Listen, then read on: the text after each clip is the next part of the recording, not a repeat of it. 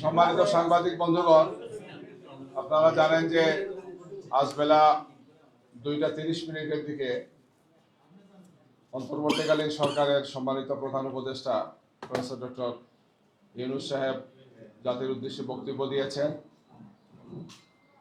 এবং তিনি আগামী জাতীয় সংসদ নির্বাচন সহ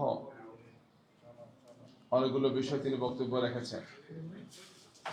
এই সামগ্রিক বিষয়কে সামনে রেখেই বাংলাদেশ জামাত ইসলামীর পক্ষ থেকে এ পর্যায়ে তাৎক্ষণিক প্রতিক্রিয়া আমাদের সম্মানিত সেক্রেটারি জেনারেল সাবেক এমপি জনাব অধ্যাপক মিয়া গোলাম পরোয়ার আপনাদের সামনে পেশ করবেন। তার সাথে এখানে উপস্থিত আছেন আমাদের সহকারী সেক্রেটারি জেনারেল জনাব আব্দুল হালিম, সংগঠনের কেন্দ্রীয় নির্বাহী পরিষদের সদস্য, ঢাকা 12 আসনের নমিনি জনাব সাইফুল আলম খান মিলন, মহানগর দক্ষিণের সংগ্রামী আমির জনাব নুরুল ইসলাম বুলবুল, মহানগর উত্তরের নায়েবে আমির আব্দুর রহমান মুসা সহ আমাদের নেতৃবৃন্দ। আমি এ পর্যায়ে আমাদের সম্মানিত সেক্রেটারি জেনারেলকে আজকের এই বক্তব্যের উপর, প্রধান উপদেষ্টার ভাষণের উপর তাৎক্ষণিক প্রতিক্রিয়া জামাত ইসলামীর পক্ষ থেকে পেশ করার জন্য অনুরোধ করছি।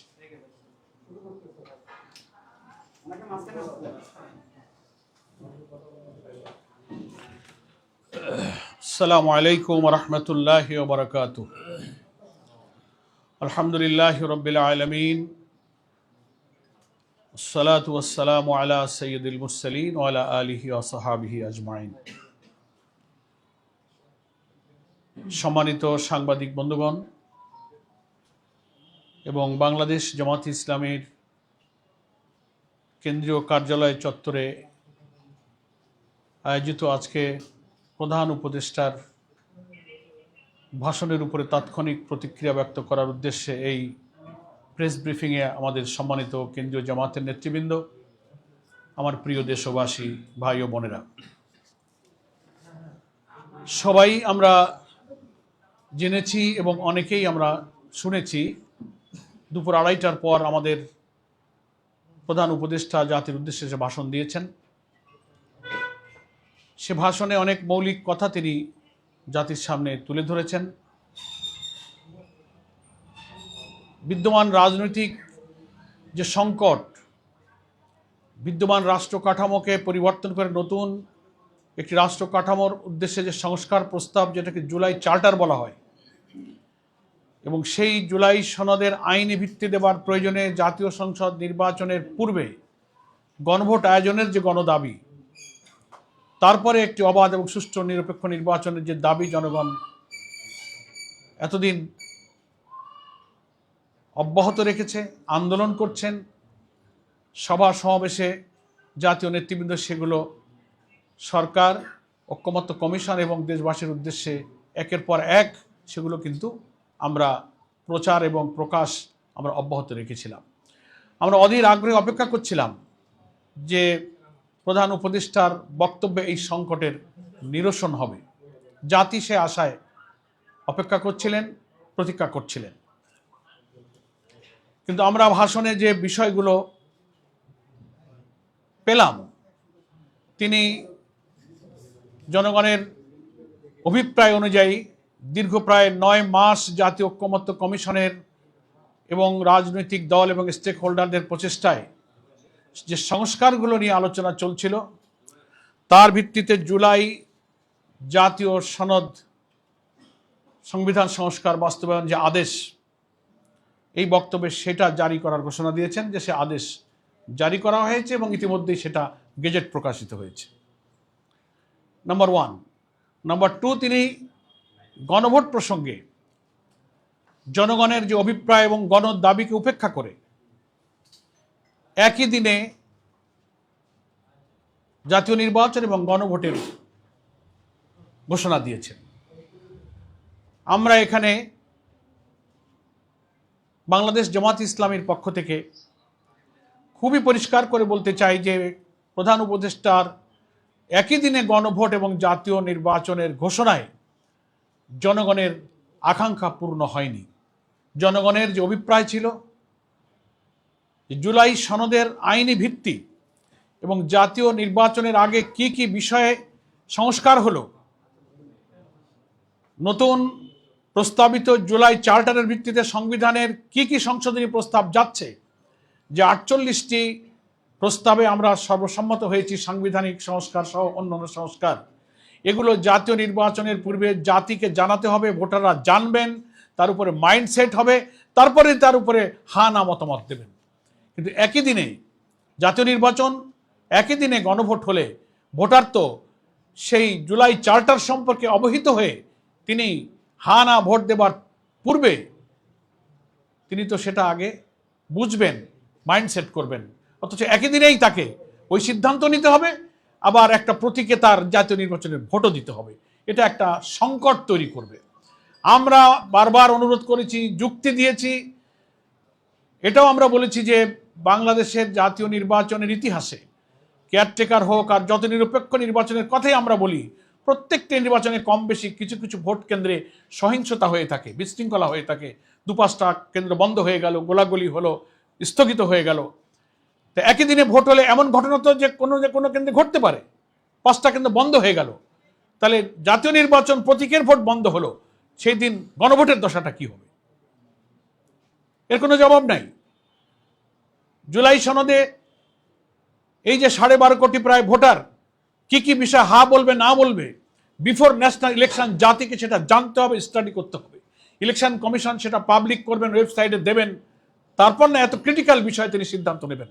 অথচ সেই সুযোগ না দিয়ে 2টা ভোট একজন ভোটারকে একই দিনে দিতে গিয়ে একটা সংকটে ফেলে দেওয়া হলো। আমরা যে সংকট নিরসনের জন্য বাংলাদেশ জামাত ইসলামী সহ 8টি ইসলামী এবং দেশপ্রেমিক সমমনা দল দাবি করে আসছি যে এই ভোটটা জাতীয় নির্বাচনের আগে করতে হবে, তাহলে এটার আইনি ভিত্তিটা দৃঢ় হবে, এটা নিয়ে পরবর্তীতে আদালত এবং আইনি ভিত্তি নিয়ে কোনো প্রশ্ন উঠবে না। সেই সংকট কিন্তু রয়েই গেল, এই সংকটটা নিরসন হলো না। এটা হচ্ছে আমাদের জামাতে ইসলামীর আপাতত প্রতিক্রিয়া। আমাদের একই আন্দোলনের সাথী সহযোদ্ধা আরও 8টি রাজনৈতিক দল ইতিমধ্যেই প্রত্যেক দল তার নিজ নিজ দলীয় ফোরামে তাদের এই ভাষণের উপরে প্রতিক্রিয়া পর্যালোচনা নিজেরা করছেন, এবং পরে আমরা 8 দল সম্মিলিতভাবে আমাদের করণীয় ইনশাল্লাহ স্থির করব। আমাদের শীর্ষ নেতৃবৃন্দ বিস্তারিত পর্যালোচনার পর সে ব্যাপারে আমাদের আরও প্রতিক্রিয়া ব্যক্ত করবেন, এই কারণে যে এই ভাষণের মধ্যে যেমন জুলাই জাতীয় সনদ বাস্তবায়নের আদেশ জারি হলো, গেজেট হলো, তেমনি গণভোট আর জাতীয় নির্বাচন একদিনে হলো। আবার গণভোটে যে ব্যালটে কি কি যাবে সেই বিষয়গুলো যাওয়ার কিছু বিষয় আজকে ভাষণে প্রধান উপদেষ্টা উল্লেখ করেছেন, সেটারও বিশ্লেষণ প্রয়োজন। এই জন্য আমরা জামাতে ইসলামী আজ সন্ধ্যায় পরে আমাদের সর্বোচ্চ অ্যাপেক্স বডি নির্বাহী পরিষদ সন্ধ্যা 6টায় আমরা আমাদের এই ভাষণের উপরে মূল বিষয়ের গভীরে আমরা পর্যালোচনায় বসতেছি। সেখানে আমাদের লিগ্যাল এক্সপার্টরা থাকবেন। আমরা আশা করছি বিস্তারিত এই সব বিষয়ের খুঁটিনাটি পর্যালোচনা করে আমরা এ ব্যাপারে আরও বিস্তারিত প্রতিক্রিয়া ইনশাল্লাহ আপনাদের কাছে পরে জানাবো। তবে আমরা আজকে সংক্ষেপে এতটুকুই যে এই ভাষণে একই দিনে গণভোট আর জাতীয় নির্বাচনের ঘোষণা দেওয়ায় জনগণের আকাঙ্ক্ষা পূর্ণ হয়নি। যে সংকটমুক্ত স্বচ্ছ নির্বাচনের আশা আমরা করেছিলাম, সে সংকটটাই কিন্তু রয়ে গেল। জাতীয় নির্বাচন সুষ্ঠু সুন্দর হওয়ার প্রশ্নে আমাদের যে ঐক্যমত এবং আমাদের যে প্রচেষ্টা, সেখানে একটা সংকট আমাদের রয়েই গেল। আমি আপাতত জামাত ইসলামী পক্ষ থেকে এতটুকু প্রতিক্রিয়া আপনাদের কাছে পেশ করছি।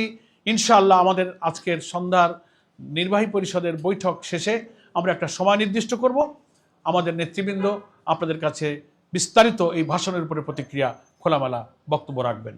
সকলকে ধন্যবাদ। আপনারা সবাই ভালো থাকবেন।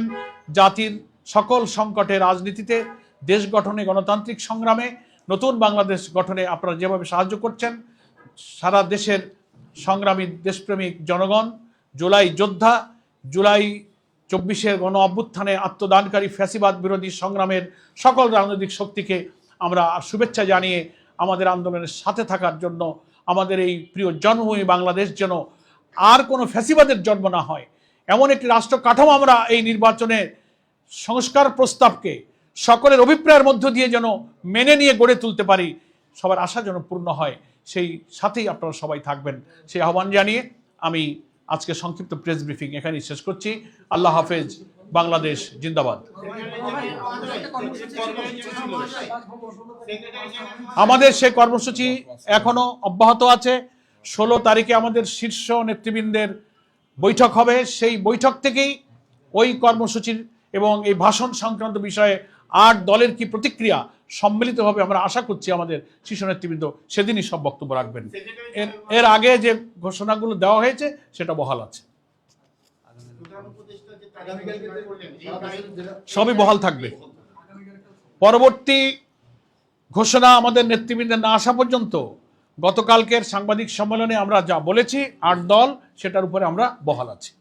সেক্রেটারি জেনারেল মহোদয়, প্রধান উপদেষ্টা যে তারিখ ঘোষণা করেছেন গণভোট এবং জাতীয় নির্বাচন একই দিনে, এটা পরিবর্তনের জন্য আপনারা কি আনুষ্ঠানিকভাবে কোনো সিদ্ধান্ত নেবেন? আমার এই বক্তব্যের মধ্যে সব পরিষ্কার হয়ে গেছে, যদি বুঝে থাকেন। ধন্যবাদ সবাইকে। আসসালামু আলাইকুম। Thank you.